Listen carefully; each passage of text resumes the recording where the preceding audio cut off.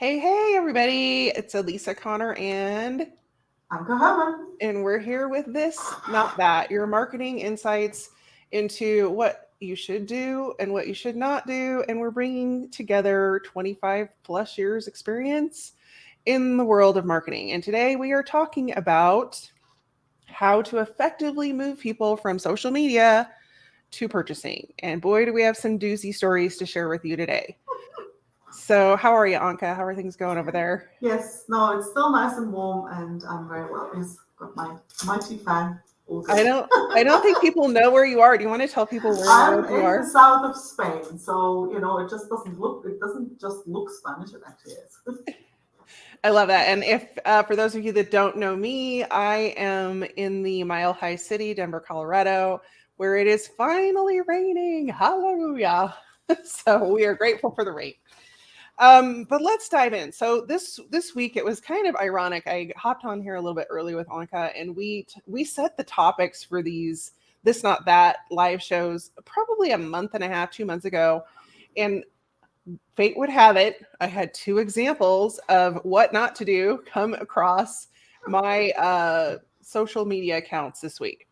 And one, ironically, was from a very well known networking CEO. And this person reached out to me and wanted to connect. And I'm always a little leery because usually someone else is running their accounts. And rightfully so. As soon as I connected, immediately when somebody connects, so if you send me a connection request, you will get an email. You will get a message from me immediately that says, "Hey, thanks for connecting with me. How did you find me? How can we help each other? Tell me more about you." Whatever. It's me sending it. Well, as soon as I sent that message saying, "Hey, blank name, how did you find me? What's going on in your business right now? How can we support each other?" I immediately got responded to with a pitch for their new book that is coming out. And it just felt gross. And so, one of the reasons that we wanted to do this episode is because that's the norm. And so, if you want different results in your business, you have to do things differently. And so, when Anka and I hopped on here and we are talking about, how do we connect with people on social media, the first thing is that you actually want to connect with them. You want to have a relationship with them. You want to get to know them. You want to learn about them, which means you have to take the time to do that. So, Anka, do you have an example of, a time when it worked out well for you instead of it didn't work out great, like this one? Yeah, no, I think there's lots of examples. Funny enough, more examples where it didn't doesn't sort of go well. I have a Facebook group, and I literally this morning posted a rant video, and it was called "The Space Between Hello and Thanks for Your Purchase," and just reminding people that there is actually a space. Like don't just bloody pounce on me when I'm just in here and I don't even know yet what it is. I think it keeps coming back down to trust, right? Because sometimes that whole transition from "Hi, who are you?" and like how can we support each other to feeling really connected to buying from each other, it doesn't have to take a lot of time. In my experience, when somebody comes and they're kind of ready to roll, is they usually got referred. So somebody else has already answered that trust question, right? So somebody else has already shown them. And I find if that's not the case, then basically interacting with people, right? And I have in my Facebook group, I have a rule like people are always free to promote their work. In fact, I encourage people because, well, I can't help you and I can't buy from you if you don't know what it is you do. But it comes with a little caveat, and that is the one rule is no hit and runs, please, which means like don't just dump your stuff and walk away Right. because it won't work. Like if people, and every now and then there is someone who doesn't seem to get it, right? So they'll go and they drop their offer, and sometimes the offer is actually really good, and you'll see it. It's a very lively, supportive, engaged group, and all of a sudden there's this post that everybody scrolls past. Why? Because people go, "Who the hell are you? Why should I care?" right? And Right. that's why I keep banging on about, like, don't do hit and runs because they don't work. Right. You And know, it's if so people funny. don't relate to you, then they don't care about what you offer. And you had a really good point when you talked about like a cocktail party. And would Yeah, you run up to somebody and like shove your book in their face at a cocktail party and say, yeah. buy this now? Here's the link. And what it reminds me of, I don't know if you have these where you live, but in the mall here, like when you go to the mall in America, they have these nail places in the middle, and they like are always trying to shove their samples at you, and you like almost will veer around because it's so uncomfortable, and you Yeah. don't want their nail supplies and you didn't ask for their, but they're in your space and they're so, it's so uncomfortable. And that's what we're doing on social media when we're shoving our offers down people's throats, whether it's in a direct message, leaving a comment, or in a Facebook group. And so I really liked your example of if you act the way you would act if you met someone at a cocktail party Yeah. or at a, you You're pretty know, good to go.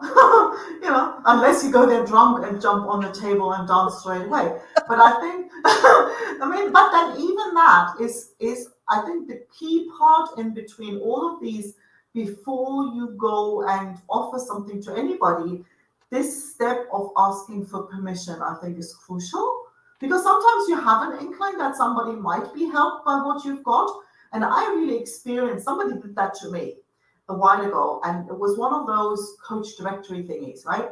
And so there was this lady who I'd never heard of before in my DM, and she goes, "Hey, we're building this thing, we've got this project, and we think, it was basically one of those platforms where they say we connect coaches with potential clients. Those platforms are always full of coaches and no clients. Anyway, so she said, "Oh, we'd love to have you on there as a coach, and so we're building this platform." And then she goes, "Would you like me to send the link?" mm, Makes all the difference. mm-hmm, Most people would have that same thing, like rub a bit of honey around their face, right? Because that's yep, what she did. So she's like, "Oh, I see, you're such an experienced, blah, blah, blah." So she really sort of sweet talked me there, sort of smoothed the ego a little bit. And then most people would go, "Hey, we've got this platform, come on, check it out." yeah, And they would put the link there. And I would go away. I don't want to buy anything. I didn't ask for anything, bugger off. yeah, Now, she did the opposite. She basically asked for permission. She says, "Would you like the link?" And I'm like, "Oh, you've got me curious now." mm-hmm, And I actually did ask for the link, and I did check out that website, yeah, right? So I think the simple act of asking permission before you offer advice or any kind of offer, I think it mm-hmm. makes all the difference. Exactly. And it doesn't feel slimy. Mhm. And I think the same thing goes with list building. I harp about list building all the time, and you should be moving people off of social media. Well, the reason people aren't on your list is because you aren't asking for permission. And it's more than just checking a box. It's what you just said. It's asking, hey, you might have the best guide in the world for somebody that could help them. But if you just say, hey, download my free guide, instead of saying, would this free guide be helpful for you? If so, I can send you the link. Like that is a totally different conversation. And one is assuming and one is asking. Yes. And I think we talked about this a little bit beforehand as well, is, you know, um, when you are marketing to people, most people will focus on the people that want to, that are ready to buy right now. Mhm. And the majority of people, 97% or more of people, are not ready to buy. They haven't done their research. They don't know who you are. They may not even know that they need what you have. But most marketers will go in gangbusters with their solution and try to get the 3%. But if you do the math and you invest in the people and you're really looking at the 97%, your return on investment in focusing on those people and meeting them where they are will be exponentially higher, because it's just numbers. It's a numbers game. If you had 100 people and 3% converted, that's 3 people. But you have another 97%, and even if only 10% of those people converted, that's 10 people. 3 versus 10. Which one would you pick? I'd pick 10 all day long. all Absolutely. day, day. And I know you would too. And I just think that when we arrange our strategy, whether it's social media, email marketing, your website, your promotions, your newsletter, whatever that is, focused on building that connection with the other 97%, you're going to be more successful than those hit and run, as you put it, people. There's no way around it. Like Mm, you will be. And you talked about referrals and how that will come to you and they've already had that first initial expectation met. When you focus on the 97% and the relationship building, those come easier and quicker as well because absolutely. people refer people that they enjoy, that they like working with, and that they trust.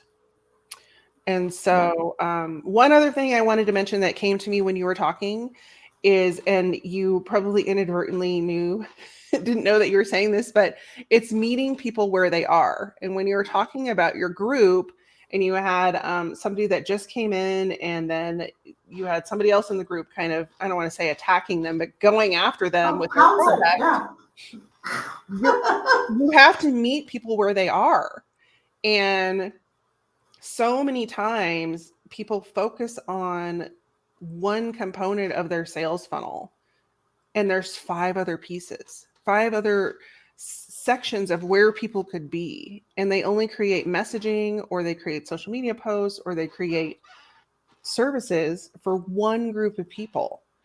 And if you're not meeting people where they are in that buying journey, you're doing not only yourself a disservice, but you're doing them a disservice. And so often you see this with people when they put their offers out there and they're talking at college level language and the people coming into the funnel are at, third grade level with where they are in the process. It doesn't mean that they're, not smart. It just means they're not as aware of what you're talking about, and you just lose them because they're like, nobody wants to feel like they don't know.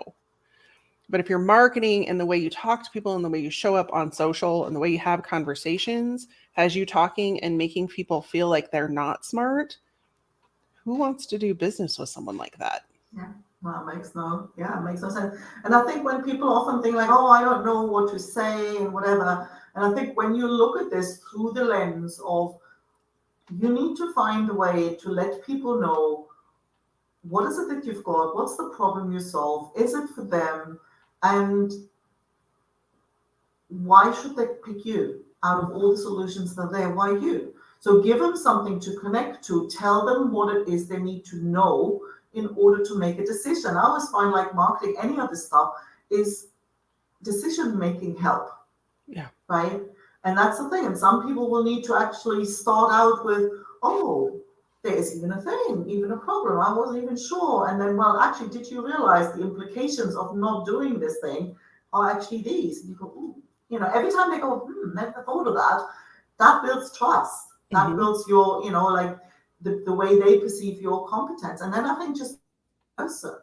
Like, I don't know, like, I've had so many conversations. Like, obviously, the idea is to get people off social media into that personal conversation. But that so often happened when you kind of bump into each other in certain common threads. And then all of a sudden there's this message, and all it says, I think we're due for a coffee chat, don't you think?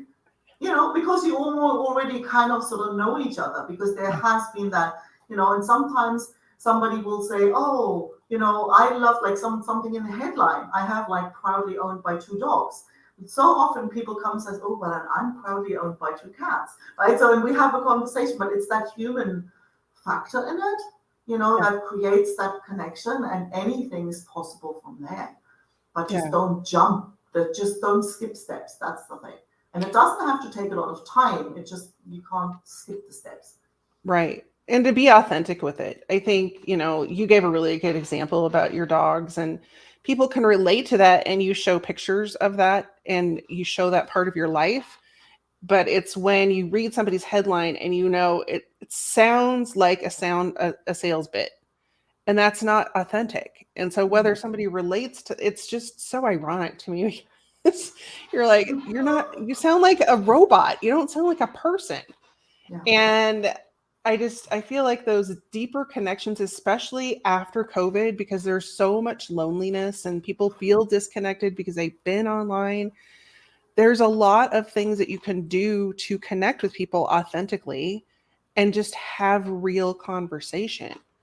And it may seem foreign, but if you authentically go forward and you are having, when you send somebody a direct message and it is trying to create a common space, or it's because you did comment on something and you seem to look eye to eye on things, that's going to be a common ground. And a lot of the people that I've been having on the podcast, that's exactly what happened.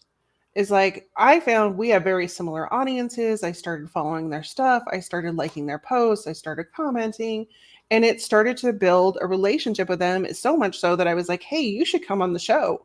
My people would get a lot out of you.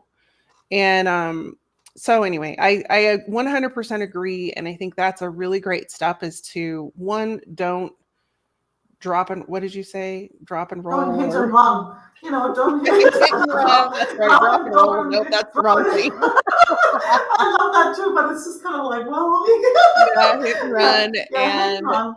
Don't pounce just, on people. Like, don't pounce. Yeah, don't pounce on people, and just show up as you. Like, I really think if you just take one thing away from this entire conversation, it's like, act like you would if you're going to a cocktail party that you didn't know anyone. Yeah. And back in the day, that's what we used to do. We used to do networking events, and you didn't know people. And the people that came up and shoved their business card in your face, those business cards went in the garbage before the end of the night. The people that wanted to have a conversation about you, wanted to learn about your family, wanted to learn about how you got in business, those are the people that, here it is 10 years later, I still have connection with. I still send them DMs. We still communicate back and forth because it was relationship building and not a hit and run. Absolutely. So, anything else you want to add? I think I just want people to remember that's actually quite simple. It's like it might, you might be dealing on a business basis, but you're still dealing with people. Like, don't be a dick, basically. Yeah. Exactly. And tell them what they need in order to make it an informed decision. Yeah. And I really wanted to reiterate your point on asking for permission, because I think that's really important too. So your takeaways are: ask for permission, don't be a douche, and just show up and be you and create connection, conversation, and that's going to build trust. So absolutely. All right, well, that's a wrap for this week's This Not That. We will be back next week, same time, same station, and we will have a brand new marketing topic to help you grow your business. In the meantime, take care, be well, stay safe. Take care. Bye. Bye.